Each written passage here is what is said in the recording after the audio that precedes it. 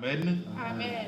Bien, chers amis, nous sommes encore là aujourd'hui parce que c'est le sabbat de notre Dieu, le jour d'alliance entre Dieu et son peuple. Selon le livre de Hébreux 4, à partir du verset 8 à 10, la parole nous dit, si, lisez-le moi rapidement. Hébreux 4, verset 8 à 10. Oui. Car si Josué leur eut donné le repos, il ne parlera pas après cela de notre jour. Il y a donc un repos de sabbat réservé au peuple de Dieu. Il y a donc un repos de sabbat réservé au peuple de Dieu. Alléluia. Amen. C'est pourquoi, toi qui m'écoutes, avant d'aller sur le message, je voudrais simplement te dire une chose.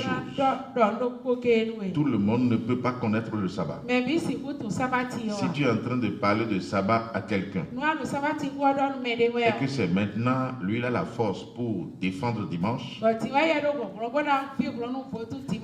laisse-le, parce que la connaissance ne lui a pas été donnée. Nous avons la domination sur dimanche. Alléluia. Amen. Parce qu'il est l'antéchrist dont la Bible a parlé. Alléluia. Amen. Dimanche se lève contre l'adoration de Dieu. Il est en faveur de l'adoration du Dieu soleil. Alléluia. Amen. Donc c'est pour vous dire quoi? Le sabbat est seulement réservé pour le peuple de Dieu. Ce n'est pas pour tout le monde sur la terre. Le sabbat appartient à Dieu. Alléluia. Amen. Et Dieu l'a donné seulement à ses enfants. C'est un signe d'alliance entre Dieu et son peuple. Alléluia. Amen. Comme ce pasteur l'a dit la fois passée, quand on était au séminaire à Alada, moi, franchement, j'ai eu honte. Parce que, en tant que pasteur, quelqu'un qui se dit pasteur, sans avoir ses connaissances, mais c'est dramatique. C'est dramatique parce que, lorsque, en tant qu'enseignant, quelqu'un qui est censé enseigner la vérité au peuple, lorsque celui-là est bâti sur le fondement du faux, tous ceux à qui il donne l'enseignement seront des faux, seront des kamikazes debout. C'est pourquoi souvent je vous dis, cet adage, chaque enfant qu'on enseigne bien est un homme qu'on gagne. Mais chaque enfant qu'on enseigne très mal est un homme qu'on détruit. C'est pour vous dire quoi? Alléluia. Amen. Pour vivre, c'est au travers l'enseignement vrai. Pour avoir tout ce dont tu as besoin. C'est au travers l'enseignement vrai. L'enseignement de la vérité. Lorsqu'on vous enseigne la vérité, alléluia, Amen. elle vous confère la vraie connaissance. Et celui qui a la vraie connaissance, il est un vrai homme. Alléluia. Amen. Et il pourra vivre facilement heureux sur la terre. Parce que c'est ce qu'on t'enseigne qui te confère la connaissance. Et au travers celle-ci, tu auras le pouvoir. Lorsqu'on t'enseigne du faux, alléluia, Amen. elle te confère la fausse connaissance. Et au travers cette fausse connaissance, tu auras un faux pouvoir. C'est quoi un faux pouvoir? Un pouvoir qui ne peut pas te sauver. Un pouvoir qui peut se lever encore contre toi. Comme ce qui s'est passé avec Moïse. Alléluia. Amen. Au moment où Pharaon voulait le tuer, il avait fui. Parce qu'il avait grandi dans la cour de Pharaon, bien sûr. Alléluia. Amen. Mais lorsqu'il est devenu grand, ses actes étaient totalement qualifiés d'hostile vis-à-vis de Pharaon. Alléluia. Amen. Et quand il avait fui, il avait un bâton en main. Alléluia. Amen. Et je vous l'ai déjà dit ici, quand on dit bâton en main, ça symbolise le pouvoir. Amen. Ça indique le pouvoir. Et le pouvoir est donné par la connaissance qu'on a. Moïse avait quelle connaissance? Alléluia. Amen. Il avait grandi dans la cour de Pharaon. Autrement dit, on lui avait enseigné les préceptes de Pharaon. On lui avait enseigné tout ce qui se passait dans la cour de Pharaon. Et dans la cour de Pharaon, c'est l'idolâtrie qui est pratiquée. Comment on fait les veaux d'or. Alléluia. C'est tout ceci qui avait été enseigné à Moïse. Autrement dit, le bâton qui était dans sa main indiquait le pouvoir que la connaissance acquise dans la cour de Pharaon, Amen, la connaissance lui a donné ce pouvoir. Mais en face de Dieu, alléluia, Amen. Dieu va lui dire de jeter le bâton. Et il l'a jeté par terre. Le bâton s'est transformé en serpent et a commencé par chercher à le mordre. Alléluia. Amen. Le serpent n'a pas fui. Le serpent n'est pas allé dans une autre direction. Alors que normalement, quand le serpent voit l'homme, le serpent fait quoi? Quand le serpent voit l'homme, le serpent fait quoi? Le serpent doit fuir. Alléluia. Amen. C'est lorsque le serpent se sent attaqué qu'il va chercher à riposter. Alléluia. Amen. Mais en face de l'homme, le serpent cherche toujours à fuir. Alléluia. Amen. Mais devant Moïse, ce serpent n'a pas fui. Ce serpent a cherché à le mordre. Ça veut dire que le pouvoir qu'il détenait de par la connaissance acquise dans la cour de Pharaon, parce que c'est une fausse connaissance, la connaissance qui est enseignée par l'idolâtrie. Alléluia. Dieu lui a montré que tout ce qu'on t'avait enseigné était du faux. Amen. Amen. Et toutes ces connaissances que tu avais acquises pourraient te tuer facilement. C'est pourquoi Dieu va lui dire de reprendre le serpent par la queue. Reprendre le serpent par la queue veut dire reviens complètement en arrière. Vide-toi de toutes les connaissances que tu avais eues. Efface toutes les connaissances que tu avais eues dans la cour de Pharaon. Alléluia. Amen. Et va complètement en arrière. C'est pourquoi Dieu lui a dit reprends le serpent par la queue. Alléluia. Amen. Parce que désormais, c'est Dieu qui va l'enseigner. Désormais, c'est Dieu qui va se révéler à lui. Désormais, c'est Dieu qui va lui donner la connaissance divine. Et au travers celle-ci, alléluia, Amen. elle pourra avoir le vrai pouvoir de Dieu. Il pourrait avoir le vrai pouvoir de Dieu. C'est pourquoi, lorsqu'il a repris le serpent par la queue, le serpent est devenu encore son bâton. Alléluia. Amen. La nature de ce dernier bâton est totalement différente de la nature du premier bâton qu'il avait toujours en main. Alors c'est toujours le même bâton, mais les natures diffèrent. Parce que c'est avec ce dernier bâton qu'il va réussir à fendre la mer Rouge en deux. Alléluia. Amen. Donc c'est pour vous dire quoi? Nous sommes venus à un moment où Dieu va vous transférer ses connaissances. Nous sommes venus à un moment où Dieu va libérer ses connaissances en votre faveur. Alléluia. Amen. La connaissance qui va te permettre de te connaître, de savoir qui es-tu véritablement en Dieu? Parce que ce que notre Dieu fait, c'est quoi? Lorsqu'il vous appelle, dans un premier temps, il se révèle à vous. Alléluia. Amen. Lorsque vous allez vous accrocher à lui, il vous amène à savoir ce que vous êtes devenu en lui. Et à partir de là, il y aura une harmonie parfaite entre Dieu et l'homme. Pourquoi souvent il y a toujours de désordre, ou bien il y a toujours de bruit, ou il y a toujours des histoires entre Dieu et l'homme?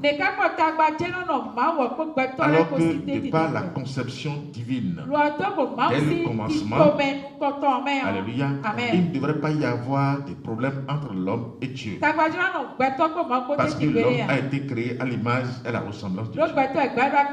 Dieu peut avoir des problèmes avec toutes les autres créatures.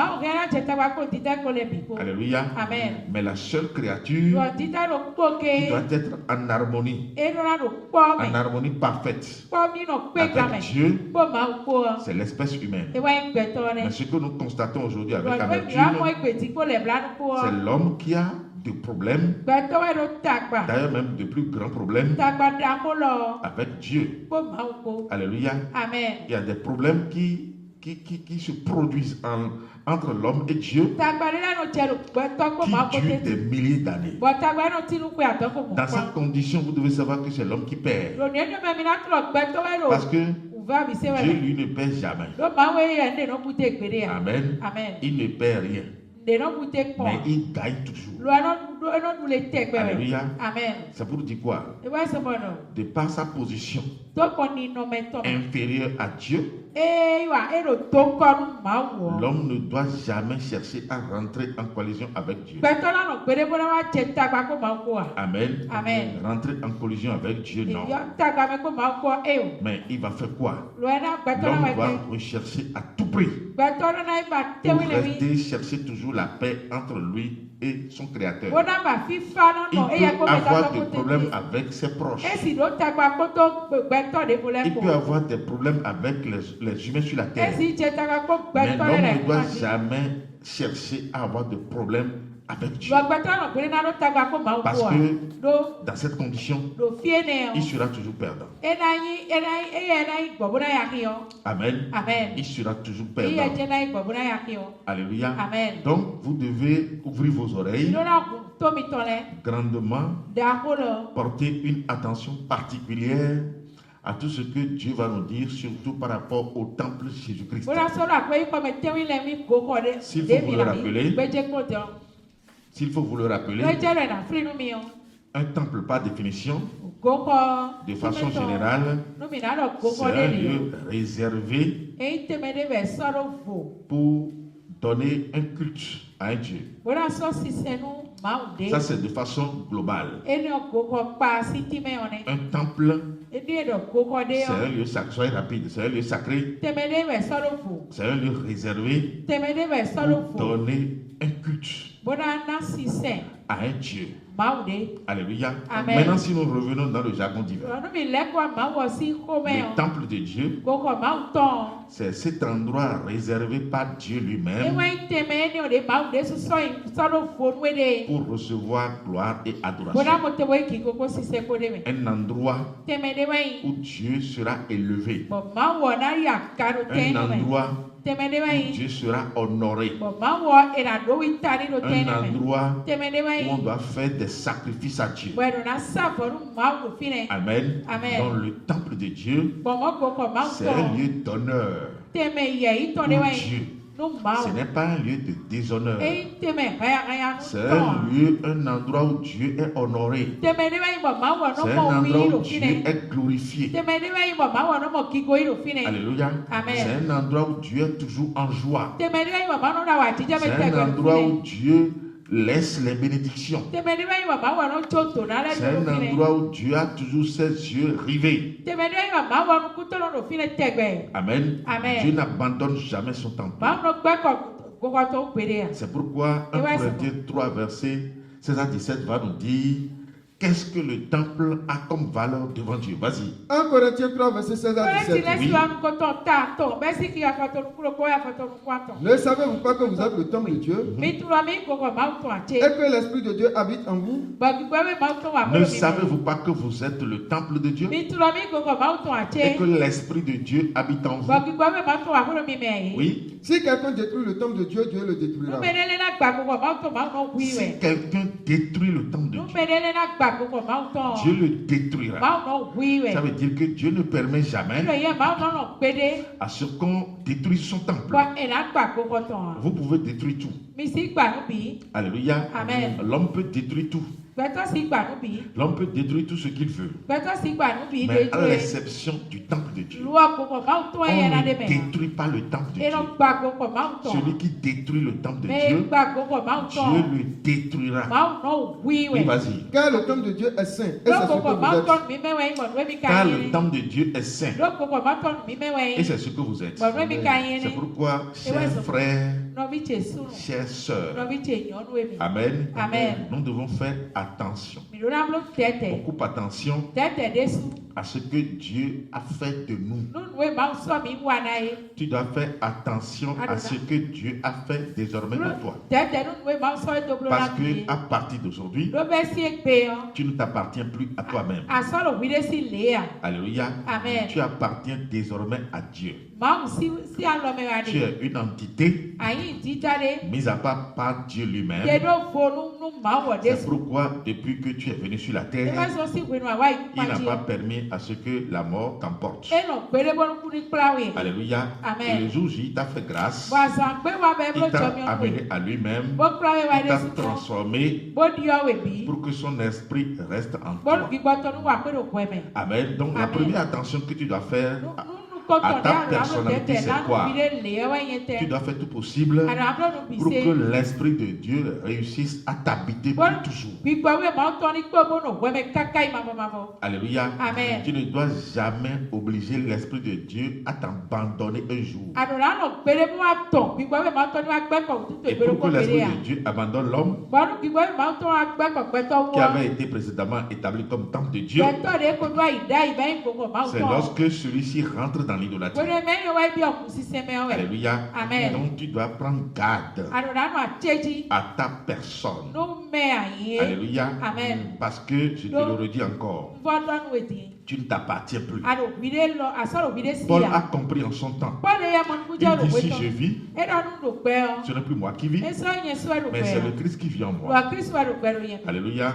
Dis à celui qui est à côté de toi, si tu vis, ce n'est plus toi-même qui vis, mais c'est l'Esprit de Dieu qui vit en toi. Alléluia. On ne détruit pas ce que Dieu a construit. On ne détruit pas ce que Dieu a construit. Alléluia. Non seulement tu ne vas pas te détruire, ça veut dire que tu ne dois jamais rentrer dans l'idolâtrie. Tu ne dois jamais être l'occasion pour ton prochain de rentrer aussi dans l'idolâtrie. Jamais. Amen. Non seulement tu ne vas jamais te détruire, tu ne dois aussi jamais détruire ton prochain ou être l'occasion de sa chute. Alléluia. C'est pourquoi tu dois à chaque fois tourner 7 fois ou bien milliers de fois ta langue avant de parler. Pour détruire, c'est pas la parole. Pour construire, c'est pas la parole. Comment Satan a réussi à détruire Adam et Ève? C'est pas les faux enseignements. Comment Dieu a réussi à construire Adam et Ève? C'est pas les vrais enseignements de Dieu. Alléluia. C'est pour te dire quoi? Si tu écoutes un enseignement ici et que tu ne le comprends pas, nous te donnons toujours l'occasion pour nous poser des questions. Alléluia. Afin de t'apporter des réponses qui vont te permettre de croître. Alléluia. C'est pour dire que tu ne dois pas enseigner ce que tu ne comprends pas. Ce que tu ne comprends pas, Tu ne dois jamais l'enseigner à ton prochain. Alléluia. Amen. Tu dois faire tout possible pour avoir d'abord l'aval de Dieu.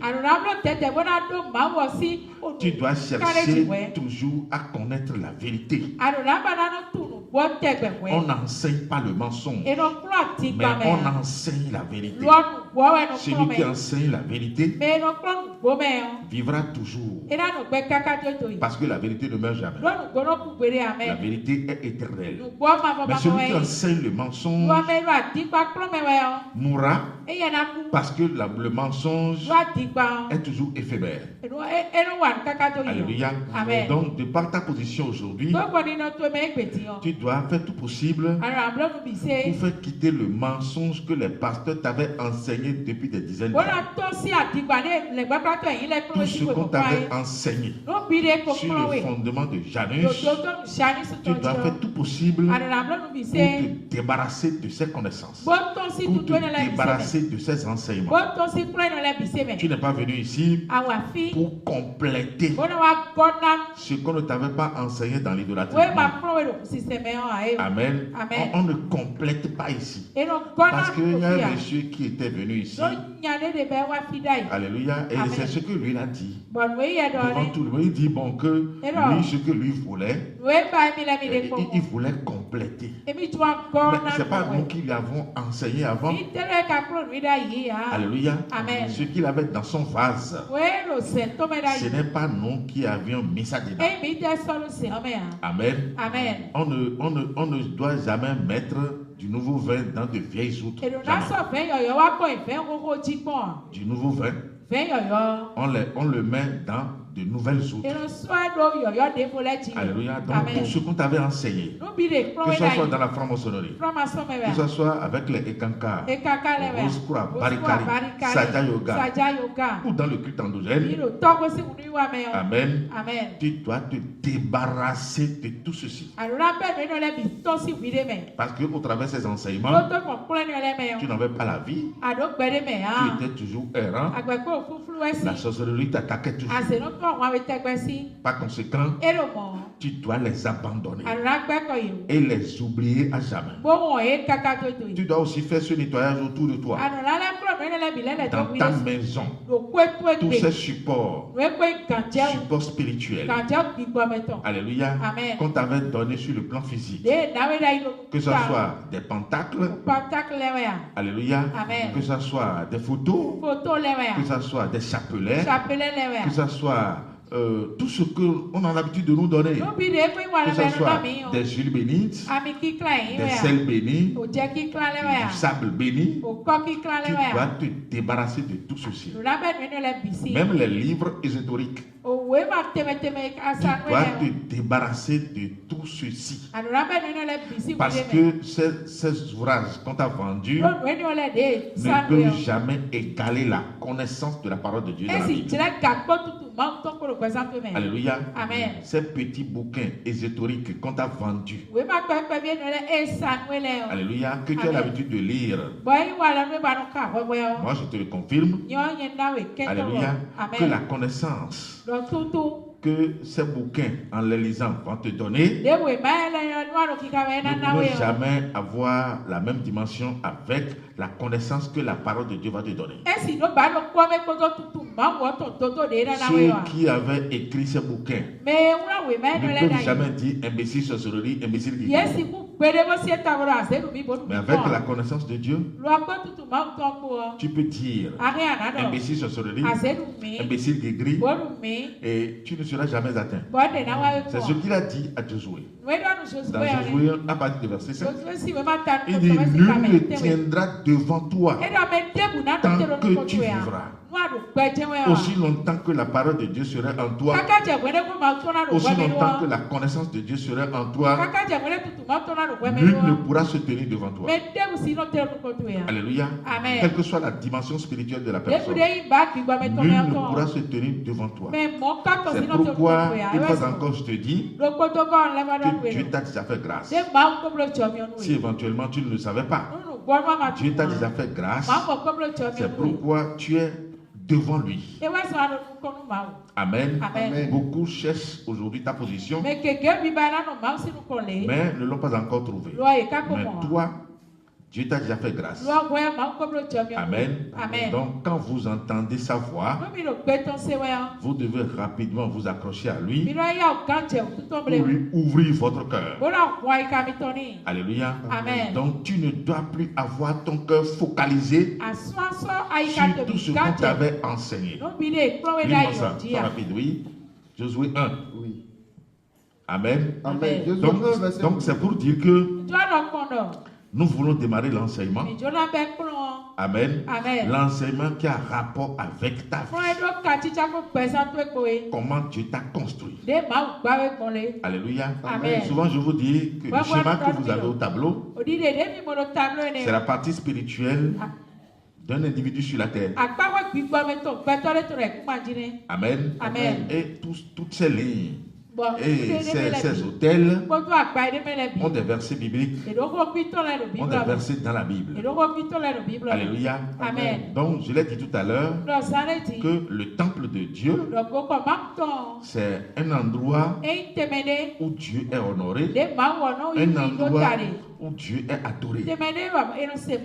Alléluia. Amen. Et là où Dieu est adoré aujourd'hui, ce n'est plus dans un bâtiment. C'est dans la vie de l'homme. C'est à l'intérieur de l'homme. Dieu a réussi à revenir encore en l'homme comme il avait fait au départ. Alléluia. Amen. Au départ, quand il avait créé l'homme et la femme, alléluia, Amen. Il les a créés naturellement à son image et à sa ressemblance. Donc au départ, il était dans l'homme. Et c'est à cause de l'avènement du péché qu'il a décidé de sortir son esprit de l'homme.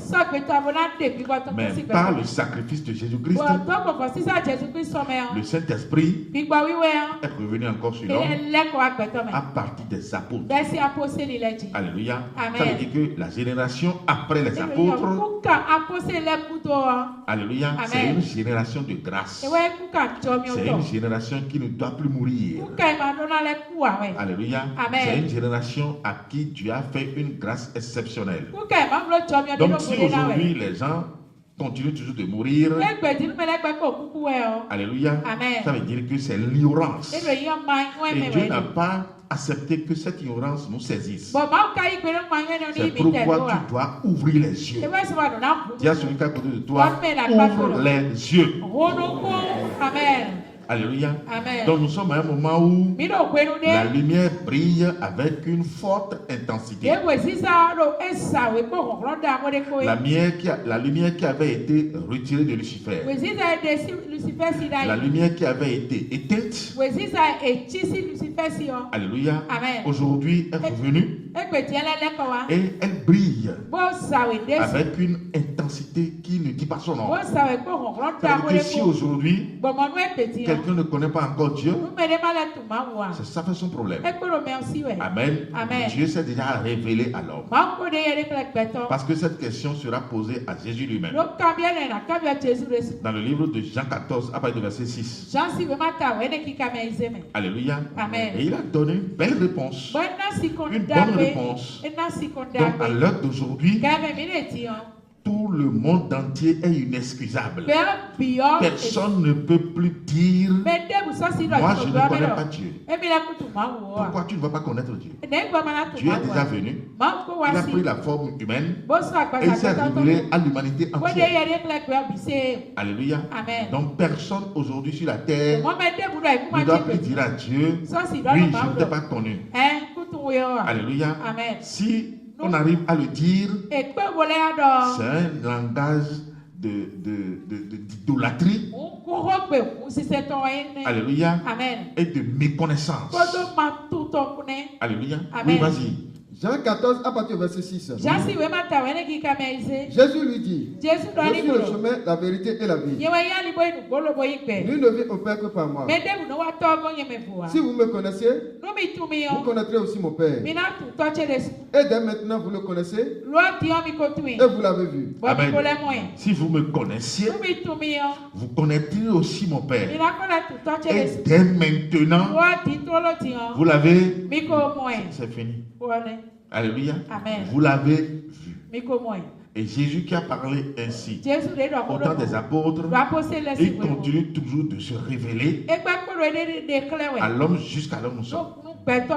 Alléluia. Amen. Là où tu es, tu vois Jésus. Oui ou non? Oui. Tout le monde le voit. Je le vois, tu le vois. Et il a accordé la grâce à tout le monde de le voir.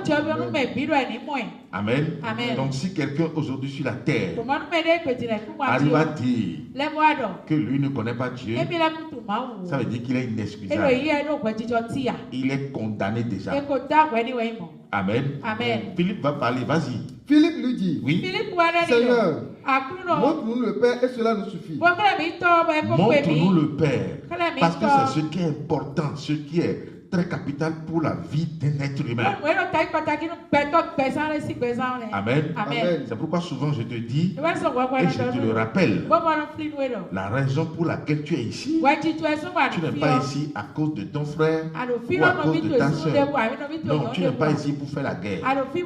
Tu n'es pas ici pour critiquer. Et d'ailleurs même tu vas critiquer qui? Parce que tu as beaucoup de problèmes dans ta vie. Tu as beaucoup d'imperfections dans ta vie. Amen. Amen. Tu as beaucoup d'histoires dans ta vie. Alléluia. Amen. Donc si c'est pour critiquer, il faut te critiquer toi-même. Qui me suit vraiment là? Amen. Amen. Donc tu n'es pas ici pour les critiques, mais tu es ici parce que tu veux connaître Dieu. Amen. Amen. À un moment donné de l'histoire, Dieu s'est caché à l'homme. C'est pourquoi l'homme était errant. L'homme était vagabond. L'homme était perdu. Amen. Amen. Comme je l'ai dit dans l'enseignement passé, la boussole de l'homme c'est Dieu. Amen. Amen. La référence de l'homme c'est Dieu. Donc si Dieu se cache à l'homme, l'homme ne pourra plus jamais vivre. Alléluia. Amen. Comme il nous a déjà fait grâce, il est descendu sur la terre jusqu'à se révéler à nous. Alors nous devons à tout prix chercher à le voir avant qu'il ne nous rappelle. Alléluia. Amen. Avant qu'il ne nous rappelle, avant qu'il ne nous enlève. Sinon, si vous ne le connaissez pas, vous ne serez jamais enlevé. Amen. Amen. C'est pourquoi il a dit dans Matthieu 7, verset 21, ceux qui me disent Seigneur, Seigneur n'entreront pas tous. Finis l'autre verset d'abord, oui. Seigneur, montre-nous le Père et cela nous suffit. Oui, Philippe a raison, il dit montre-nous le Père et cela nous suffit. Parce que c'est ça qui est essentiel. La connaissance de Dieu, c'est tout. Alléluia. Amen. Jésus lui dit, il y a si longtemps que je suis avec vous et tu ne m'as pas connu, Philippe. Il y a si longtemps que je suis avec vous et tu ne m'as pas connu, Philippe. Alléluia. Amen. Cette ignorance, qu'elle soit éloignée de toi. Sinon c'est malheureux. Pendant longtemps, depuis des années, les apôtres étaient sur la porte. Amen. Amen. Et la porte est fermée. La porte n'est pas ouverte. Alléluia. Amen. Lorsque vous êtes dans l'ignorance de cette manière, vous ne pouvez jamais voir Dieu. Alors que Dieu leur a déjà accordé la grâce jusqu'à les amener sur la porte. Amen.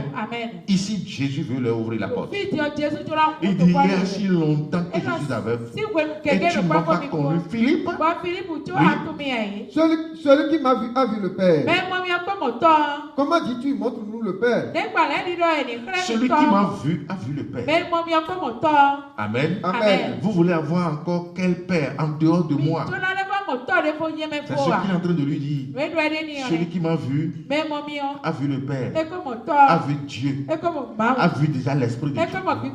Ça veut dire que Dieu, à des moments donnés, peut incarner l'homme et venir devant toi. Alléluia. Amen. Dieu peut t'incarner et aller parler à quelqu'un qui me suit vraiment là. Alléluia. Amen. Dis à celui qui est à côté de toi que Dieu t'ouvre les yeux.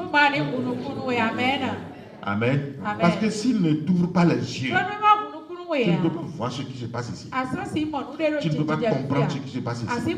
Tu ne peux pas savoir même si c'est lui qui te parle. Tu ne peux pas savoir même si tu l'as vu déjà. Et sans l'avoir vu, tu ne peux pas savoir ce que tu es. Alléluia. Qui m'a vu a vu le Père. Mais pourquoi tu cherches encore le Père? Le Père est où? Le Père est déjà là. Mangeant avec vous, jouant avec vous, blaguant avec vous, couchant avec vous. Mais il est là, non? Il me suit vraiment là. Amen. Amen. Alors, lorsqu'on arrive à voir le Père de cette manière, on doit faire tout possible pour profiter de lui. Amen. Amen. Et non pour se rendre vulnérable. Amen. Amen. Lorsque vous voyez le Père, mais vous avez vu l'or? Amen. Amen. Vous avez vu la richesse? Quand on voit la richesse, on profite d'elle. Alléluia. Amen. Quand on voit la dame qui coulait du sang pendant 12 ans, le jour où il a vu Jésus, alléluia, Amen. dans son cœur, amen, Amen. il a profité de Jésus. La résolution qu'elle avait prise, c'était de toucher Jésus-Christ. Et c'est parce qu'il a connu dans sa dimension christique. Alléluia. Amen. C'est pourquoi elle-même, elle s'est dit, si je parviens à toucher à sa robe, forcément, je dois retirer de lui ce que je veux. Je dois retirer de lui ce que je veux. Et je veux quoi? Je veux la guérison. Vous savez les problèmes que nous avons ici. On ne sait pas ce qu'on veut. Amen. Amen. Quand on ne sait pas ce qu'on veut, on devient toujours bavard. On critique toujours. Parce que si vous ne savez pas ce que vous voulez, même dans les requêtes, vous n'allez pas savoir ce que vous allez dire. La dame qui perdait du sang pendant 12 ans, elle voulait seulement la guérison. Amen. Amen. Jésus l'a donné, oui ou non? Mais c'est comme ça. Tu adores toujours le même Jésus. De la façon qu'elle a vu Jésus là, c'est comme ça, toi aussi tu vas le voir. Si tu arrives à le voir comme ça, en t'approchant de lui, mais rapidement tu vas retirer ce que tu fais. Amen. Amen. C'est nous-mêmes qui tardons les ossements de nos requêtes, les ossements de ce que nous demandons. Parce qu'il y a une manière de voir et de bien voir. Alléluia. Amen. Ici, Philippe n'a pas bien vu. Hein? Il n'a pas bien vu. Vous voyez ce qu'il demande? Alléluia. Amen. Et ça a étonné Jésus. Il dit, je suis avec vous il y a longtemps et tu ne m'as pas vu. Amen. Amen. Alors, on veut recevoir de Dieu. Mais si on ne le voit pas, comment vous pouvez recevoir de quelqu'un que vous ne voyez pas? C'est pas possible. Amen. Amen. Il dit, il y a si longtemps que je suis avec toi, Philippe, et tu ne m'as pas... Oui, vas-y. Ne crois-tu pas que je suis dans le Père et que le Père est en moi? Ne crois-tu pas que je suis dans le Père? Alléluia. Et le Père est en moi. Exactement comme ce que Dieu nous dit aussi aujourd'hui. Dieu est en nous. Son esprit est en nous. Oui, son esprit ne peut pas rester dans tous les humains. Non, non, non. Alléluia. Amen. Son esprit ne peut pas rester dans le Bokonon, dans le Vaudounon, dans le franc-maçon, dans le chrétien. L'esprit de Dieu n'est pas dans le chrétien. Parce que si l'esprit de Dieu a un endroit, l'endroit est saint. L'endroit est très saint. C'est ce qu'il a dit dit à Moïse, ôte les souliers de tes pieds, car le lieu sur lequel tu te tiens est un lieu saint. Amen. Comment Dieu sera en toi et tu vas sortir toi-même de ta bouche que tu es pécheur. Alléluia. Ça, c'est pas possible. Le chrétien, il est toujours pécheur. Et c'est ce qu'on l'a enseigné. C'est pourquoi je dis, par l'enseignement. Alléluia. On peut tuer, on peut détruire, parce que c'est des faux enseignements. Amen. Par les vrais enseignements. L'enseignement de la vérité, on peut te donner encore la vie. Parce que c'est la vérité qui donne la vie. Le mensonge donne la mort.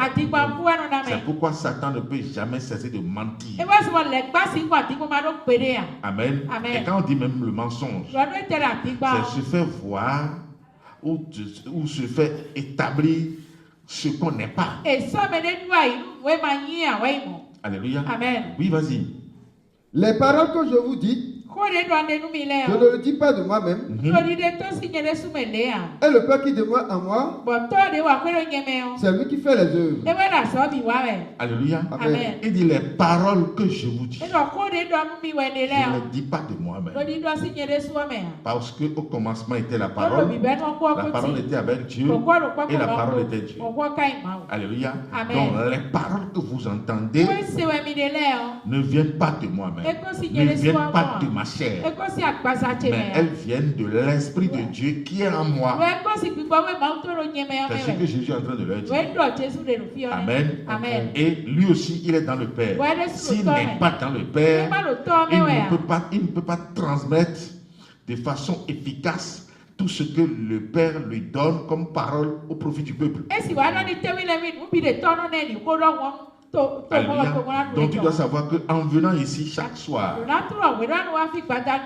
chaque sabbat, pour écouter la parole de Dieu, c'est cette transformation que Dieu veut opérer dans ta vie. Il veut te transformer pour habiter en toi, pour que tu sois aussi en lui. Quelqu'un en qui Dieu réside et qui réside aussi en Dieu. Le sorcier ne peut jamais l'attaquer. Amen. Le malheur ne peut jamais l'atteindre. La pauvreté ne peut jamais venir vers lui. La misère ne peut jamais venir vers lui. Alléluia. Donc forcément tu dois voir Dieu. Au moment où tout le monde ne le voit plus, mais il va te permettre. Et d'ailleurs même il t'a déjà permis, il t'a déjà accordé la grâce de le voir toi seul. Alléluia. Toi tu dois le voir. Parce que celui qui va le voir ici n'aura plus jamais peur. Amen. Tu ne vas plus jamais avoir peur de quelqu'un. Alléluia. Parce que Dieu ne peut jamais avoir peur de l'homme. Amen. Il dit je suis dans le Père et le Père aussi est en moi. Les paroles que je vous enseigne ne viennent pas de moi-même, mais c'est le Père qui est en moi qui vous les enseigne. Oui, vas-y. Et le Père qui demeure en moi, c'est lui qui fait les œuvres. Croyez-moi, je suis dans le Père et le Père est en moi. Croyez du moins à cause de ses œuvres. Croyez-moi, je suis dans le Père et le Père est en moi. C'est pourquoi il n'a pas refusé qu'il est Dieu et fils de Dieu. Amen. Devant le Sanhédrin, on lui a posé la question. Es-tu fils de Dieu? Oui, je le suis. Amen. Il ne peut jamais renier son identité. Parce qu'il se connaît. Amen. Lorsque Dieu va te permettre de le connaître et t'amener aussi à te connaître en lui, tu ne vas plus jamais renier ton identité. Amen. Celui qui prie au nom de Jésus-Christ, normalement il doit être saint. Mais si celui-là dit je suis pécheur, ça veut dire qu'il est en train de renier normalement l'identité qu'il doit incarner. La même question sera posée à un autre endroit. Toujours aux apôtres. Amen. Mais cette fois-ci, c'est Pierre qui va parler. Alléluia. Parce que acclame Jésus. Acclame Jésus parce que S'il ne vous fait pas cette grâce, vous n'allez jamais le voir. Alléluia. Il a compris que la clairvoyance n'est pas encore à son paroxysme. La clairvoyance n'est pas encore bien établie en eux. Et à un niveau, il les a appelés. Il a appelé seulement les 12. Il les a mis à part. Amen. Et dans un premier temps, il leur a posé la question de façon générale par rapport au monde. Amen. Et tous vont parler ici maintenant. Mais ils n'ont jamais compris que la même question leur sera posée de façon individuelle. Alléluia. Amen. Vas-y. Matthieu 16 à partir du verset 13. Jésus étant arrivé dans le territoire de Césarée de Philippe, demanda à ses disciples, qui dit-on que je suis, moi le Fils de l'homme? Qui dit-on que je suis? Moi le Fils de l'homme. Amen. Amen. Vous allez voir que cette question fait de tapage entre les religions. Musulmans, chrétiens, les musulmans disent que Jésus est prophète, les chrétiens disent que Jésus est Dieu. Et vous allez voir qu'il n'y a jamais un point d'entente. Alléluia. Parce que les musulmans veulent que ce soit leur Allah qui est Dieu. Amen. Les chrétiens, eux, disent que ce soit leur Jésus qui soit Dieu. Mais le Jésus du chrétien, c'est le Jésus du dimanche que nous détruisons ici. Amen. Notre Jésus, on ne le détruit pas. Notre Jésus, c'est le Jésus des sabbats. Mais le Jésus du chrétien, Amen. Il est le Dieu Allah encore. Amen. Jésus qui est adoré les dimanches dans les églises, c'est lui qui est encore Allah. C'est lui qui est encore le fétiche à la maison. C'est le même Dieu.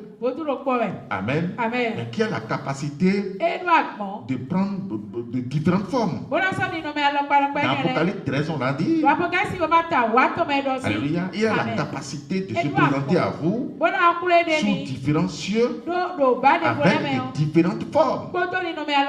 C'est le même démon que nous avions adoré dans le culte endogène chez nous. C'est le même démon qu'on est venu voir dans l'église pour lui donner gloire et adoration les dimanches. C'est le même démon qu'on voit encore dans les mosquées. Alléluia. Pour lui donner gloire et adoration les vendredis. C'est le même démon. C'est pourquoi le malheur qui nous frappait quand on était dans le culte endogène, mais dans le christianisme, c'est le même malheur. Au contraire, ça devient de plus en plus accentué. Quand on va dans l'islam, c'est toujours le même problème. Qu'est-ce qui est différent? Amen. Dans le culte endogène, dans le christianisme et dans l'islam, qu'est-ce qui est différent? C'est la même chose. Alléluia. Le Dieu d'islam là. L'islam, c'est ça qui est encore le christianisme. Alléluia. C'est ça qui est encore le culte endogène. Alléluia. Donc vous devez faire attention. Vous à qui Dieu s'est révélé. Parce qu'aujourd'hui, vous avez la capacité de discerner le vrai du faux. Alléluia. Vous n'allez plus jamais permettre à qui que ce soit ou à vous-même de vous détruire. Alléluia. Parce que si vous le pensez, Dieu se lève et détruit. Vas-y. Qui dit-on que je suis, moi le Fils de l'homme? Oui. Ils répondirent, les uns disent que tu es Jean-Baptiste, les autres Élie, les autres Jérémie, ou l'un des prophètes. Alléluia. Amen. C'est ce que je vous dis. Ils étaient à côté du maître. Alléluia. S'ils savaient ce qui est important pour leur vie, ils ne devraient jamais prêter oreille à ce que le monde raconte sur leur maître. Qui me suit vraiment là? Bon, comment ils se donnent? Parce qu'ils ont combien de temps? Ou bien ils ont quel temps? Alléluia. Amen. Le seul temps qu'ils ont ici, c'est d'écouter leur maître. Alléluia. Amen. De prêter oreille attentive à ce que le maître enseigne. Parce que ce que le maître enseigne, c'est la vérité. C'est différent de ce que le monde raconte sur le maître. Alléluia. Amen. Ça veut dire quoi? Eux, ils se sont donné le temps, malgré qu'ils soient à côté du maître, ils se sont donné le temps pour écouter les critiques. Les critiques qui sont souvent jetées sur le maître. C'est pourquoi ils n'ont pas connu Jésus jusqu'à ce niveau-là. Amen. Amen. Sinon, vous voyez la question là, a été posée. Et ils ont répondu, ils ont dit, oui, d'autres ont dit que tu es Élie, d'autres ont dit que tu es prophète, d'autres ont dit que tu es Jean-Baptiste. Mais Jésus n'a jamais enseigné ça. Mais comment ils se sont arrangés pour comprendre et entendre tout ça? Et tout ce qu'ils ont dit là, c'est en eux. Alors que ce n'est pas ce que Jésus enseigne. Alléluia. C'est ce que Jésus enseigne qui doit rester en eux. Si bien que normalement à cette question, la réponse qu'ils devraient donner ensemble, bon, vraiment, nous ne savons pas, personne ne nous parle de rien. Qu'est-ce que Élie a dit? Ou bien Élisée, qu'est-ce qu'il a dit quand il était derrière Élie? Alléluia. Amen. À chaque stade, la foule lui dit, sais-tu que ton maître sera enlevé aujourd'hui? Et qu'est-ce qu'il réplique? Il dit, je le sais, taisez-vous. Ça veut dire qu'il ne veut pas avoir de communication en dehors de ce que son maître lui enseigne. Malgré que le maître lui dit, retourne-toi, retourne-toi, retourne-toi, retourne-toi. Mais lui, il a un objectif. Il sait ce qu'il veut. Il a fixé son objectif. Et il sait qu'il doit recevoir tout ceci de son maître. Par conséquent, il ne va plus prêter oreille au dehors. Non. Parce que s'il cherche à écouter ou à comprendre ce qui se passe au dehors, il va rater la cible. Alléluia. Amen. Comme ça, vous allez vous construire. Amen. Ici, ce n'est pas que Jésus a fait grâce à ses apôtres.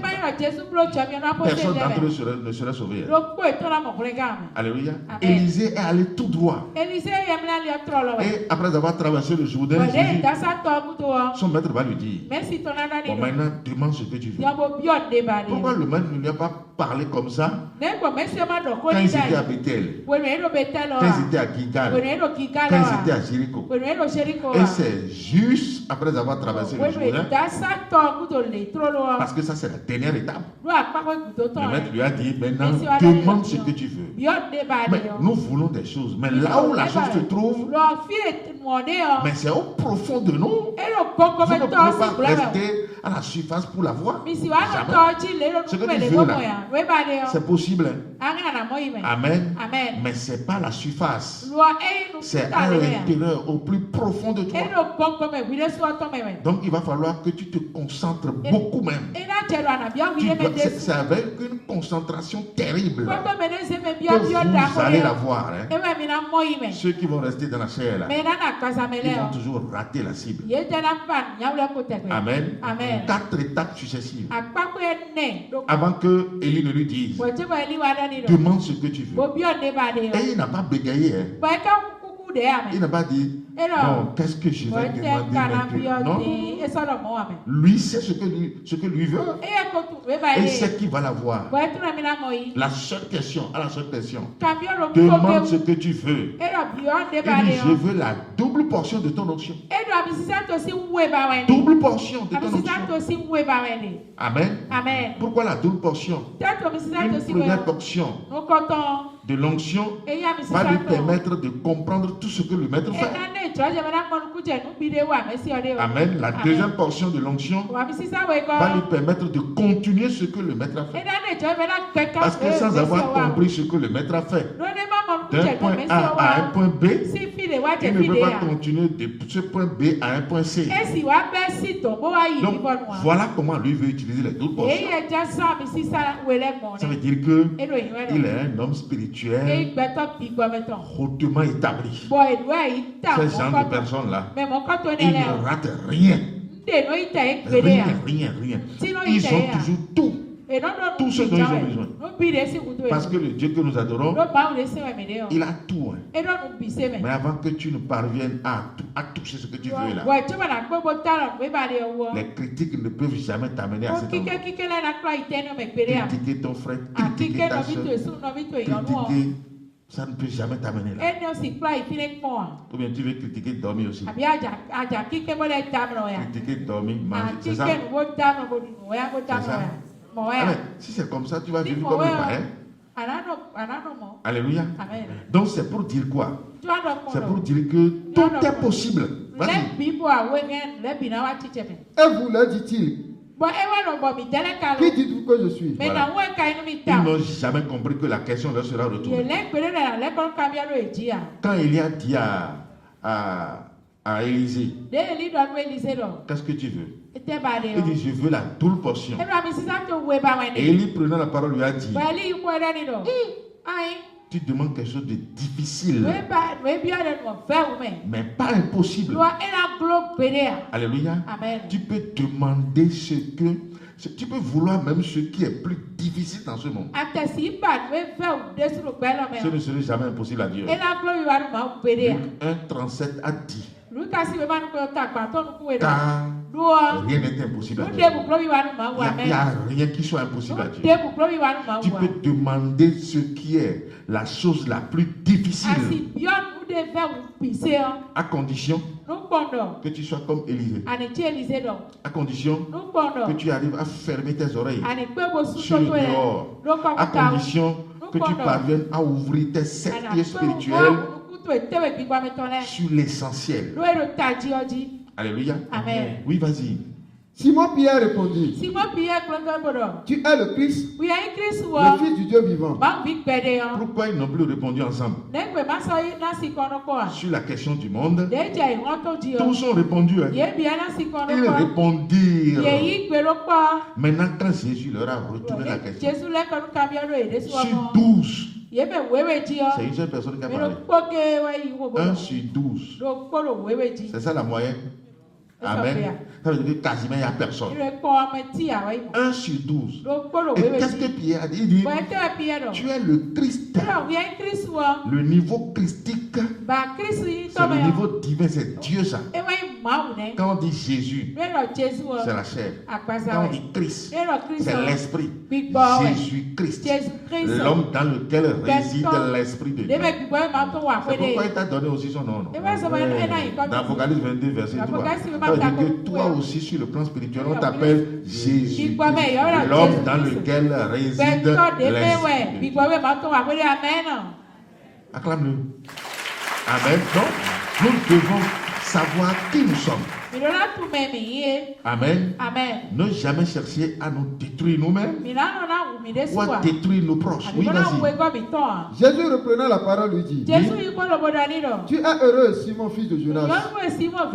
Là où Pierre a vu là, là où ces yeux sont allés là, Amen. Il doit être heureux. Amen. Si tes yeux ne voient que entre tes deux pieds là, tu ne peux rien recevoir. Rien. Parce que ce que tu veux là, c'est dedans, complètement dedans là-bas. Parce que l'esprit est là. Amen. Il faut que tu parviennes à sonder, à aller complètement dedans, comme Ézéchiel est allé au profond de l'eau sans aller là-bas. Amen. On ne peut rien. Je vous le dis aujourd'hui. Parce que pendant longtemps, on est resté à la surface. Mais quand vous prenez même le temple là, Dieu ne reste pas au pavé extérieur. Il ne descend pas au lieu saint. Il descend où? Au lieu, vous voyez là où il se cache là, il refuse de rester au pavé extérieur. Pavé intérieur, non. Malgré que le pavé intérieur est sain, il dit qu'il ne va pas rester là-bas. Mais il va dans le coin. Le lieu est très sain. Et c'est là-bas qu'il se cache. Alors que c'est lui qui détient ta solution. C'est lui qui détient ton bonheur. Ça veut dire que lui ne peut pas rester là-bas et te tendre la main jusqu'au pavé extérieur. Si tu veux avoir tout là, tu dois faire de l'éternel tes délices. Tu dois aller là-bas chez lui. Et il va te donner ce que ton cœur désire. Alléluia. Amen. Ça veut dire que tu vas te ressaisir. Parce que tu bavardes trop. Dis à celui qui est à côté de toi. Tu bavardes trop, tu es bavard. Il faut penser à toi. Moi j'ai pitié de toi. J'ai pitié de toi. Tu parles trop. Pour ne rien dire encore. Parce que tu ne penses pas à l'essentiel. Amen. Amen. À un moment donné, il faut te retenir. Et pose-toi la question, je dis quoi même? Est-ce que c'est ce qui concourt à mon bonheur? Ou bien je raconte des histoires? L'enfant de Dieu ne raconte pas des histoires. Amen. Mais l'enfant de Dieu, il est pointu. Et il parle. Il parle posément. Et quand il parle, Dieu l'écoute. Je sais que c'est un responsable qui parle. Amen. Parce que c'est le Tout-Puissant qui est en toi. Qui me suit vraiment là. Alléluia. Amen. Donc, mon frère, ma soeur, il va finir la lecture d'abord, oui. Tu es heureux, Simon. Tu es heureux, Simon. Tu es heureux, Simon. Oui. Car ce ne sont pas la chair et le sang qui t'ont révélé cela. Mais la chair et le sang ne peuvent jamais lui révéler ça. Amen. Quand on dit il est prophète, il est Élie. Il est l'un des hommes de Dieu. Ça, c'est la chair et le sang qui parlent comme ça. Alléluia. Mais quand il a répondu, il dit Simon, c'est toi-même qui as dit ça. Non, c'est pas toi-même. Amen. Qui lui a donné qui a posé la question? C'est Jésus. C'est Jésus, non? C'est lui qui a posé la question. Qui a donné la réponse à Pierre? C'est ça ce qu'on appelle amour. Amen. C'est Dieu qui a posé la question. C'est Dieu qui lui a encore donné la réponse. Il dit parle-moi, réponds-moi. Réponds-moi parce que j'ai des choses à te donner. Si Jésus ne voulait pas qu'il donne la bonne réponse, il va aussi se taire comme les autres. Alléluia. Amen. Et c'est parce que Jésus l'aime. Tu vas dire Seigneur, que ton amour me remplisse. Que ton amour me remplisse. Que ton amour me remplisse, Seigneur. Seigneur, remplis-moi de ton amour. Remplis-moi de ton amour, Seigneur. Remplis-moi de ton amour, Seigneur. Remplis-moi de ton amour, Seigneur. Amen. Oui, acclame-le, tu peux t'asseoir. Alléluia. Donc c'est Jésus qui a posé la question. Amen. Et c'est lui qui a encore donné la bonne réponse à Pierre. Pierre prenant la parole a dit, mais tu es le Christ, le Fils du Dieu vivant. Amen. Alléluia. Et il va montrer à Pierre que ce n'est pas lui-même qui a donné la réponse. Car ce ne sont pas la chair et le sang qui t'ont révélé cela. Oui.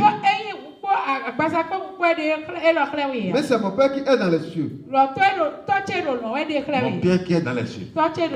Qu'est-ce qu'il a dit tout à l'heure dans Jean 14? Il est dans le Père. Le Père en lui. Et il a dit à Philippe, mais qui me voit a vu le Père. Oui ou non? Ça veut dire que le Père qui a révélé tout ceci à Pierre n'est rien d'autre que lui-même. Et c'est lui qui a encore posé la question. Alléluia. Et pourquoi il a donné la réponse à Pierre? Parce qu'il veut lui donner beaucoup de choses. Amen. Donc, pour avoir les choses là, c'est lorsque vous parvenez à le voir, lorsque vous parvenez à rentrer dans la bonne connaissance, la connaissance qui l'oblige à vous donner ce que vous voulez. Oui, et moi je te dis que tu es pierre. Voilà. Et que sur cette pierre je bâtirai mon église. Quel bonheur. C'est pourquoi il est heureux. Alléluia. Amen. Parce qu'il a eu la connaissance de la vérité. Alléluia. Amen. Tu es pierre.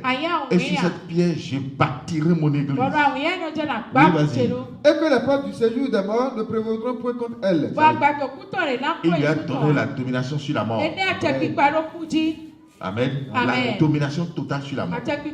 Les portes du séjour des morts ne prévaudront jamais contre elle. Oui, vas-y. Je te donnerai les clés du royaume des cieux. Les clés du royaume des cieux. Lorsque vous avez la clé, vous allez encore rester sur la porte là. Donc ça veut dire que d'office là, qu'on veuille ou pas, Pierre doit aller dans la vérité. Avant même le sacrifice. Avant le sacrifice de Jésus, lui a déjà les clés. Ça veut dire que personne ne peut fermer sur lui. C'est à lui maintenant de fermer sur les gens ou d'ouvrir sur ceux qu'il veut. Amen. Amen. Je te donnerai les clés du royaume. Oui. Ce que tu lieras sur la terre sera lié dans les cieux. Oui. Et ce que tu délieras sur la terre sera délié dans les cieux. Ce que tu dis ici sera dit là-bas. Et ce que tu refuses ici sera refusé là-bas. Alléluia. Amen. Ça veut dire que la seule réponse qu'il a donnée, c'est ça qui lui a valu tout ça là. La seule réponse, la seule compréhension. Tu es Christ, le Fils du Dieu vivant. Si le chrétien au moins arrive à savoir aujourd'hui qui est le Christ, le Fils du Dieu vivant. Amen. Le chrétien ne sera plus le même. Il ne sera plus errant et vagabond. Amen. Il ne sera plus la cible de la sorcellerie de sa maison. Il ne va plus faire prière de premier vendredi du mois, dernier vendredi du mois, premier jeudi du mois, dernier jeudi du mois. Parce qu'il ne connaît pas la vérité. Il ne connaît pas l'essentiel. Il ne connaît pas qui est le Christ, le Fils du Dieu vivant. Amen. Oui. Alors il recommanda aux disciples de ne dire à personne qu'il était le Christ. Mais pourquoi? Amen. Parce qu'au dehors, ceux qui sont dehors, là, ils vont le voir sans jamais l'avoir vu. Ils vont l'entendre sans jamais l'avoir entendu. Amen. Mais il se réveille ici. Il s'est révélé à Pierre. Et Pierre a parlé devant tout le monde. Ça veut dire que c'est à partir de Pierre que tout le monde a la connaissance. Amen. Et il dit, bon, maintenant là, silence. Ne dites rien à ceux qui sont dehors. Ça veut dire qu'au dehors, lui, je suis en train de passer. Et les gens vont dire, et il est comme l'un des prophètes. Et il est comme Élie. Mais ça ne va rien lui dire. Parce qu'il sait que s'il ne se révèle pas à quelqu'un, s'il se cache à quelqu'un, la personne va souffrir fatigue. Amen. S'il ne se révèle pas à quelqu'un, la personne est maudite. Alléluia. C'est pourquoi dans Apocalypse 22, verset 3, il dit, il n'y aura plus d'anathème. Tu ne seras plus jamais anathème. Parce qu'il s'est révélé à toi. Alléluia. Il s'est révélé à toi. Et tu es différent de tous ceux qui existent. Ce pasteur m'a posé la question de savoir si le jour de la fin de ce monde, si c'est seulement nous qui serons sauvés. Amen. Mais ce n'est pas seulement nous qui écoutons la parole. C'est pas ça. Alléluia. Mais lui, il a refusé la parole et il est adorateur de dimanche. Il célèbre dimanche. Donc il veut que nous soyons sauvés ensemble avec lui. Amen. C'est pas vrai ça. Alléluia. On ne sauve pas parce que on a dit Jésus. Ceux qui me disent Seigneur, Seigneur, n'entreront pas tous. Plusieurs me diront en ce jour, Seigneur, Seigneur, n'avons-nous pas prophétisé par ton nom? On ne sauve pas parce qu'on prophétise. N'avons-nous pas chassé beaucoup de démons par ton nom? On ne sauve pas parce qu'on a réussi à chasser les démons. Satan aussi chasse les démons. Satan aussi fait des miracles. Oui ou non? Dans Apocalypse 13, c'est comme ça. Amen. N'avons-nous pas fait beaucoup de miracles par ton nom? Alors je leur dirai ouvertement, je ne vous ai jamais connu. Retirez-vous de moi, vous qui commettez l'iniquité. Amen. Amen. Alléluia. Parce que le L apostrophe est mis pour ce péché-là. Vous qui parce que le péché est identifié. Ce n'est pas vous qui commettez les iniquités. Non. Amen. Il y a un seul péché qui mène à la mort. 1 Jean 5 a dit ça. Un seul péché mène à la mort. Et c'est l'idolâtrie. Amen. Donc vous devez faire attention à votre vie. Vous n'allez jamais rentrer, lis-moi ça, vous n'allez jamais rentrer dans l'idolâtrie. Parce qu'on ne détruit pas ce que Dieu a construit. C'est Dieu qui t'a construit. Et il a semé la paix en toi. Par conséquent, chaque jour que Dieu fait, doit t'amener à lui donner gloire et adoration. Doit t'amener à te prosterner devant lui. Doit t'amener à jouer le rôle qu'il t'a confié. Doit t'amener à semer ton esprit saint qui est en toi dans d'autres vies. Doit t'amener à venger son nom. Porter l'étendard de son nom jusqu'aux extrémités de la terre. C'est ça qui nous demande. Amen, oui, vas-y. 1 Jean 5 à partir du verset 16. Si quelqu'un va souffrir commettre un péché qui ne mène point à la mort, qu'il prie et Dieu donnera la vie à ce frère. Il la donnera à ceux qui commettent un péché qui ne mène point à la mort. Des péchés qui ne mènent point à la mort. Amen. Amen. Parce que la mort ici, c'est l'idolâtrie qui ouvre la porte de la mort. Il y a des péchés qui nous mènent pas à la mort. Il y a des choses que nous commettons et c'est seulement dans la chair. Ça ne touche pas l'esprit. Amen. Ce qui touche à l'esprit, ce qui porte atteinte à l'esprit, c'est ce qui mène à la mort. Amen. Parce que la chair que nous portons ici, que vous voyez ou pas, la chair a été déjà corrompue. À la fin de ce monde, selon 1 Corinthiens 15, Dieu va nous changer les corps que nous portons. Comme Jésus aussi s'est revêtu d'un nouveau corps quand il est ressuscité. Alléluia. Dans le corps que nous portons ici, sa demeure, c'est la tombe. Alléluia. Au moment où tout serait renouvelé. Après que Dieu ait détruit ce monde dans lequel nous sommes, il va nous donner un nouveau corps. Chacun ses corps là. Chacun son corps préparé. Et c'est ce corps qui sera compatible à l'Esprit de Dieu qui est en nous. Parce que le corps que nous portons ici là est opposé à l'Esprit de Dieu qui est en nous. Amen. Donc ce n'est pas le corps là que nous allons porter éternellement. Alléluia.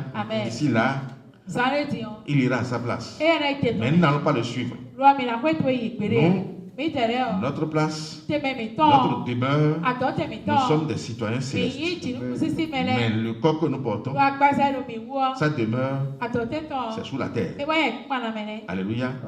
Lui, il est mortel, mais nous ne sommes pas mortels. Alléluia. Amen. Celui qui croit en Jésus, là, Amen. Il vit éternellement. Il ne mourra plus jamais. C'est ce que Jean 11 a dit. Vas-y, finis d'abord, oui. Il y a un péché qui mène à la mort. Voilà. Il y a un péché qui mène à la mort. Oui. Ce n'est pas pour ce péché-là que je dis de prier. On ne prie pas pour ça. Quand on rentre dans ça là, Dieu punit en même temps. C'est-à-dire la mort même est garantie.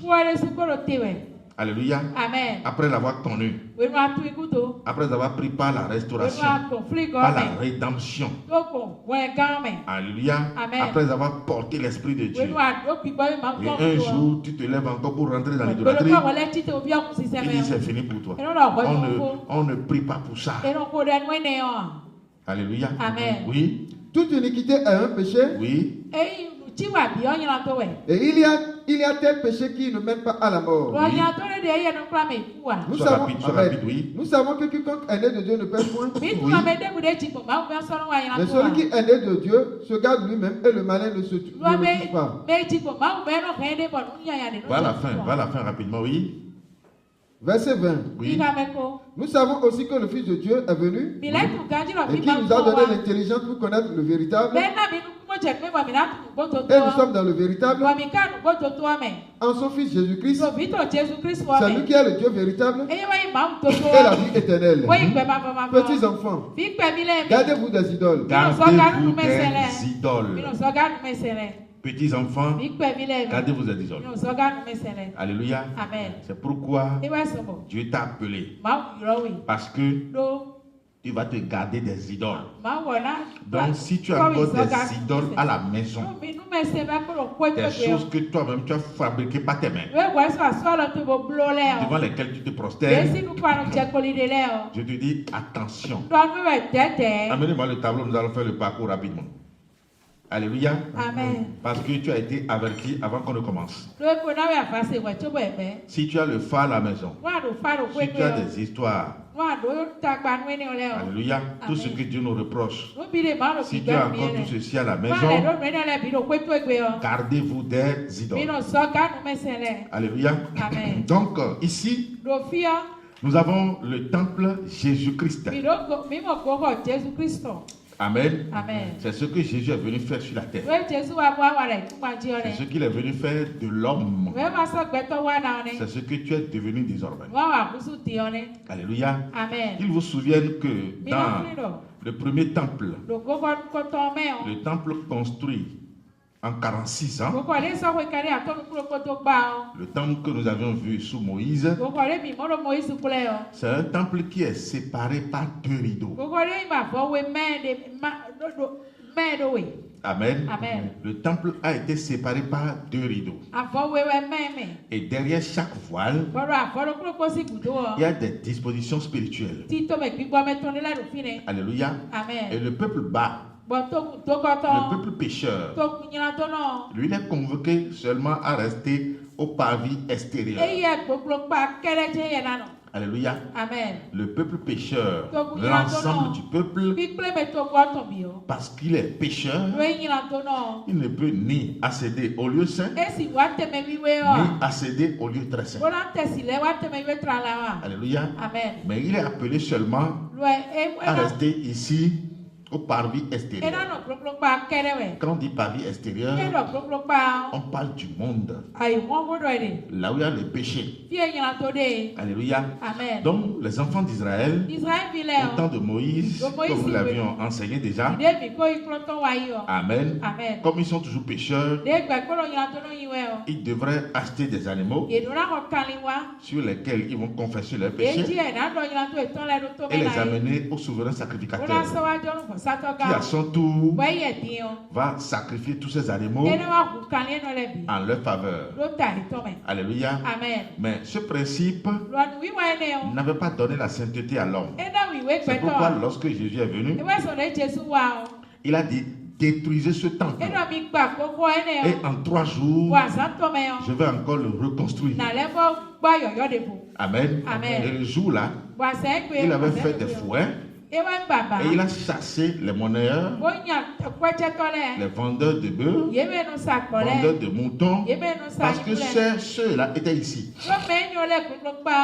Ils sont souvent ici parce que c'est le monde, c'est le marché.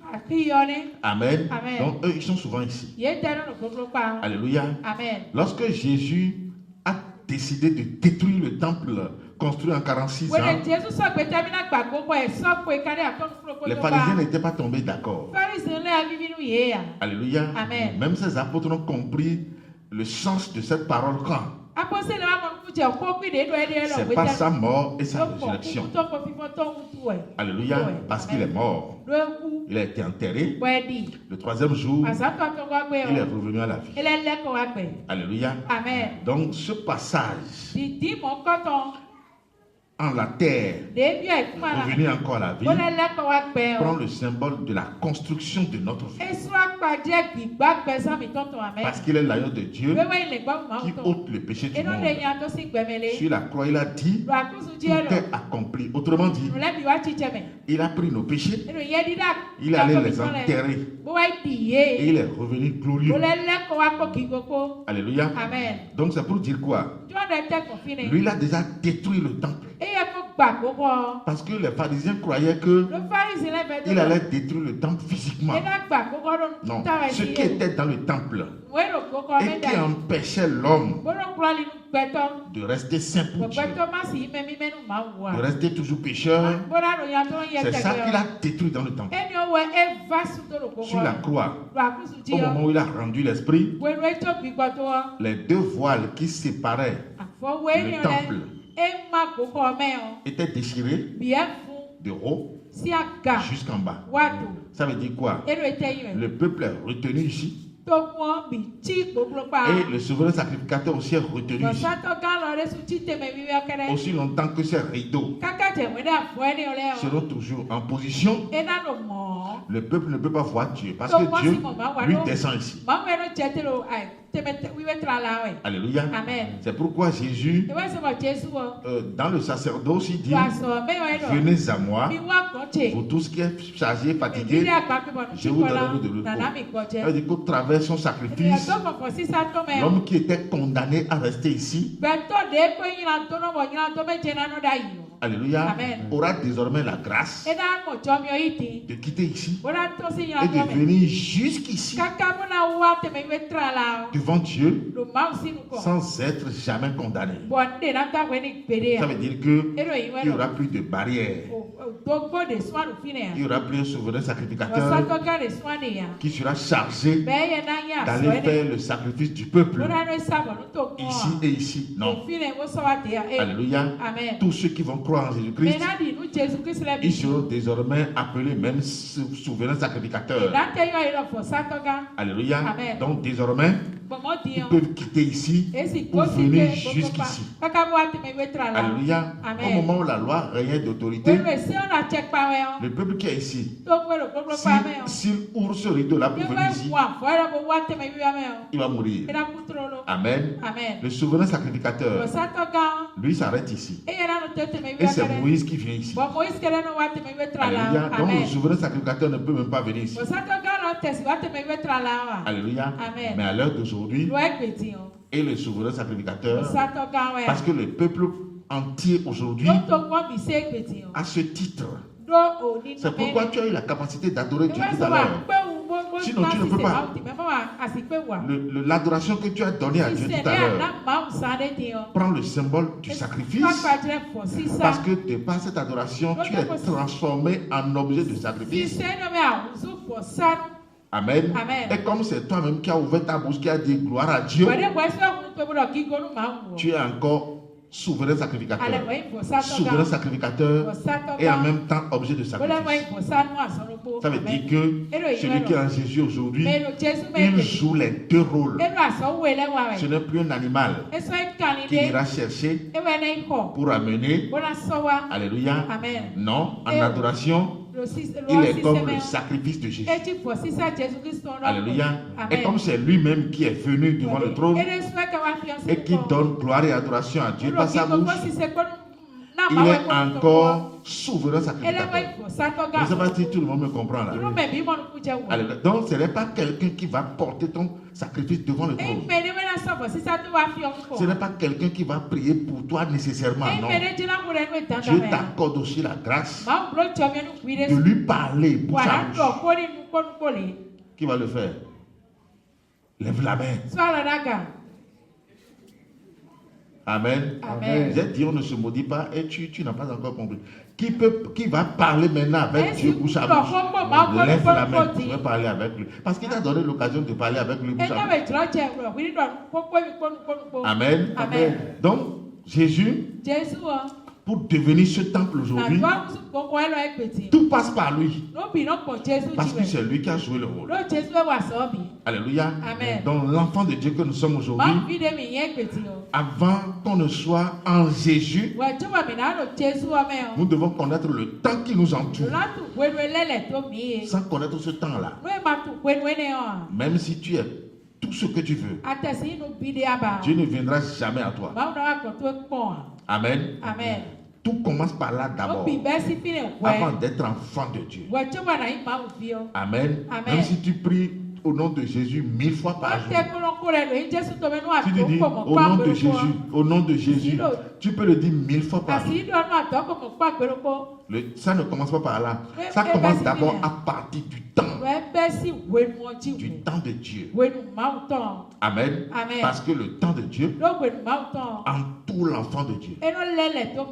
C'est ça qui prend même le symbole du système de sécurité. Parce qu'au travers le temps de Dieu, c'est le bonheur qui vient à l'homme. Au travers le temps de Satan, c'est le malheur qui vient à l'homme. Ici, il n'y a pas janvier, il n'y a pas février, il n'y a pas mars. Alléluia. Il n'y a pas dimanche, il n'y a pas Noël, il n'y a pas fête des pères, il n'y a pas Saint-Valentin. Alléluia. Donc ça veut dire que dans un premier temps, celui qui veut connaître Dieu, qui veut être enfant de Dieu, il doit avoir d'abord le temps de Dieu. Alléluia. Le premier mois, c'est Nissan. Alléluia. Et aujourd'hui, ce n'est plus Judas qui est sur la porte, c'est Jésus qui est sur la porte. Parce que dans le judaïsme,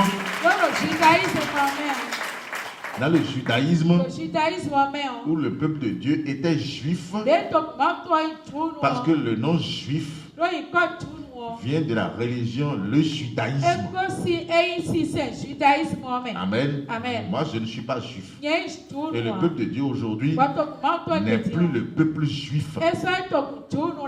Le peuple de Dieu aujourd'hui, c'est le peuple qui est venu de Jésus. Alléluia. Et ceux qui viennent de Jésus, ils sont saints. Gens de la maison de Dieu. Dis-moi ça. Éphésiens 2, verset 19. Ainsi donc, vous n'êtes plus des étrangers, ni des gens du dehors. Mais vous êtes concitoyens des saints, gens de la maison de Dieu. Vous êtes concitoyens des saints, gens de la maison de Dieu, et nos concitoyens des Juifs. Le monde dans lequel nous sommes sera étonné. Au dernier jour là, les voyous qui sont au Proche-Orient là-bas, en Israël, en Jérusalem là-bas, qui continuent toujours de porter des robes longues et qui se disent juifs là. Amen. Ils seront surpris. Amen. Qu'est-ce que Dieu a encore à foutre avec affaire de juifs? Amen. Le juif vient de judaïsme. Nous ne pratiquons plus le judaïsme. Et nous n'allons jamais pratiquer aussi le christianisme. Le théisme. Jamais. L'animisme. Jamais. Le bouddhisme. Jamais. Amen.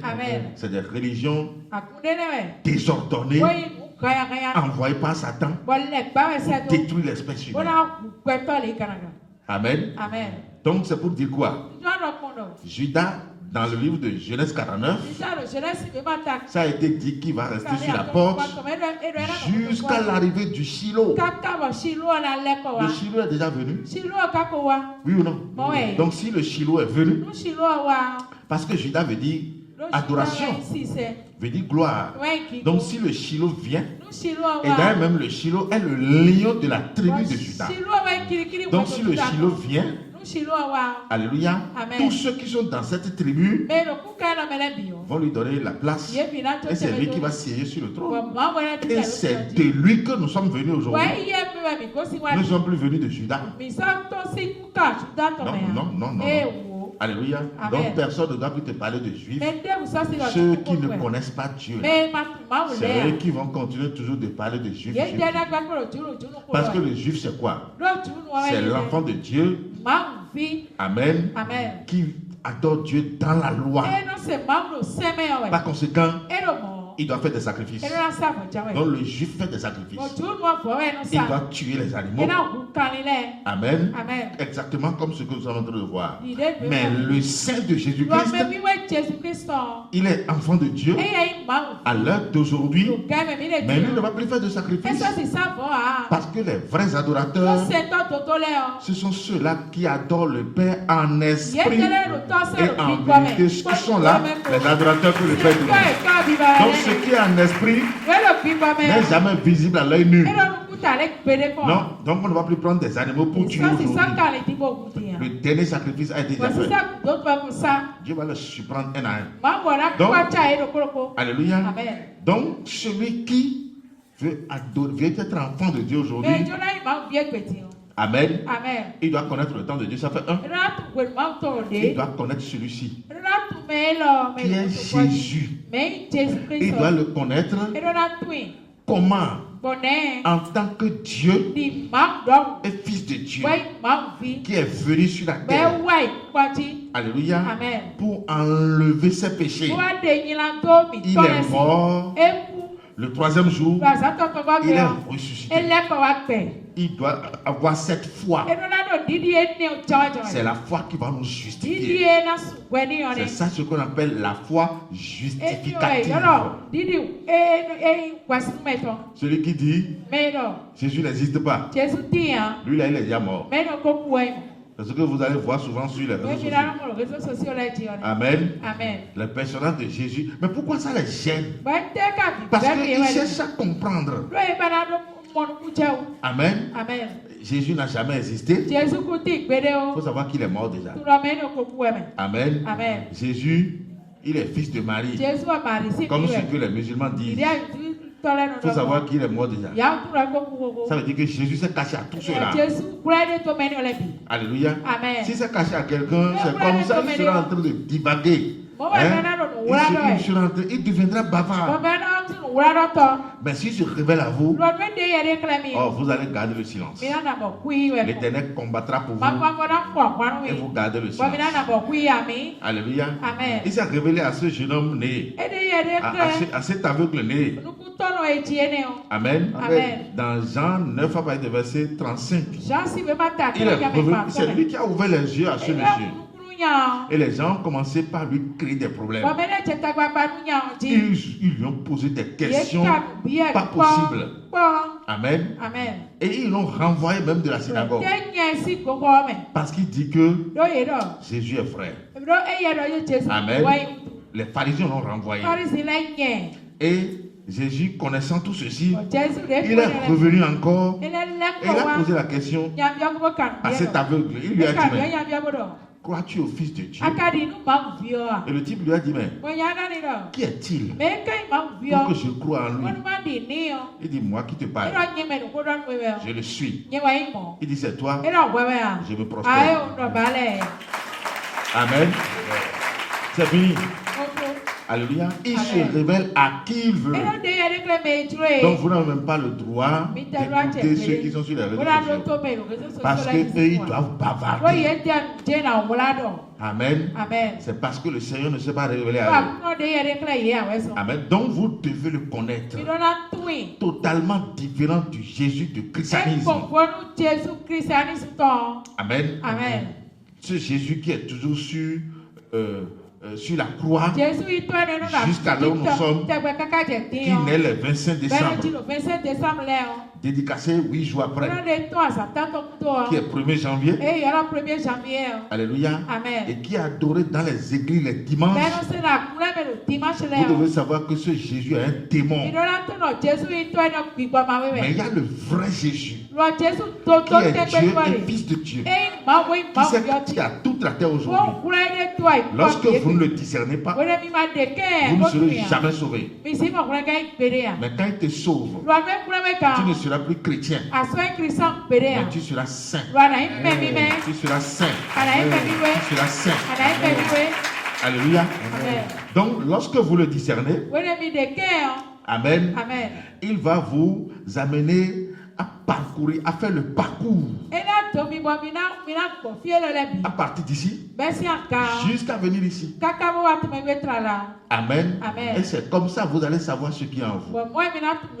Lorsque vous le discernez, parce qu'il est l'agneau de Dieu qui a ôté le péché du monde, il va vous dire que vous n'allez plus confesser vos péchés.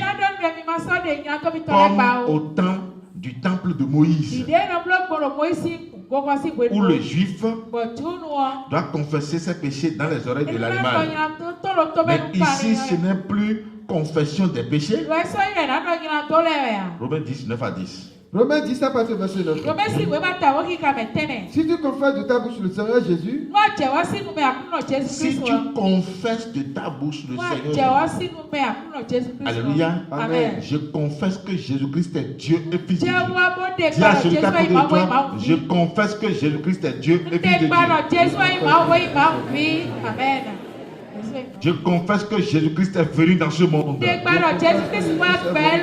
à cause de mes péchés. Il est mort. Il a été enterré. Le troisième jour, il est revenu à la vie. Je confesse qu'il est Dieu et Fils de Dieu. Amen. C'est ce qu'on nous demande ici. Alléluia. Amen. Si tu confesses de ta bouche, et c'est ça les éléments de notre foi. Les éléments qui se trouvent dans la foi que Dieu nous donne là. Amen. Ce n'est plus je suis pécheur. Je suis pécheur. Non. Affaire de péché ne fait plus partie des composantes de notre foi. Non. Qui me suit vraiment? Alléluia. Amen. Donc les éléments de notre foi. C'est ça ce qu'on est en train de dire. Si tu confesses de ta bouche le Seigneur Jésus, oui, vas-y. Et si tu crois dans ton cœur que Dieu l'a ressuscité de mort, tu seras sauvé. Amen. On ne peut pas se lever seulement pour croire et confesser. Avant de croire et confesser, vous devez d'abord discerner le Jésus en question. Alléluia. Amen. Si tu confesses de ta bouche le Seigneur Jésus, et si tu crois dans ton cœur que Dieu l'a ressuscité des morts, tu seras sauvé. Oui, vas-y. Car c'est en croyant du cœur qu'on parvient à la justice, et c'est en confessant de la bouche qu'on parvient au salut, selon ce que dit l'Écriture. Quiconque croit en lui ne sera point confus. Quiconque croit en lui n'aura plus de problème. Amen. Donc si le chrétien dit je crois en Jésus, Amen, et qu'il continue toujours d'avoir des problèmes, il a cru en quel Jésus? Le vrai ou le faux? Parce qu'il y a le vrai. Alléluia. Nous nous enseignons. Il y a aussi le faux que les pasteurs du monde enseignent. Amen. Dis à celui qui est à côté de toi, tu as cru en quel Jésus? C'est ça d'abord le problème. Alléluia. Quiconque croit en lui ne sera point confus. Donc ici, le vrai sacrifice. C'est pourquoi sur cet autel, il y a la croix de Golgotha qui a été mentionnée. Parce que sur la croix, Jésus avait fait ce sacrifice. Au moment où il était sur la croix, il était sur cet autel dans le plan spirituel. C'est ici qu'il avait fait le sacrifice. Ça veut dire que le sacrifice a été déjà fait ici. Ce n'est plus toi maintenant qui vas encore amener un animal pour tuer. Il n'y a plus de sacrifice qui dépasse le sacrifice de Jésus-Christ. Amen. Donc quand vous voyez les musulmans faire encore de sacrifices, vous devez savoir qu'ils ne sont pas en train d'adorer Dieu, mais ils sont en train d'adorer le diable. Parce que Allah, il est le diable. Qui me suit vraiment là? Dieu ne reçoit plus de sacrifices. Sacrifice, tuer les animaux là, non. Amen. Jésus, il est descendu, il a fait le dernier sacrifice. Lorsque tu le confesses, Jésus-Christ est le Seigneur. Jésus-Christ est le Seigneur.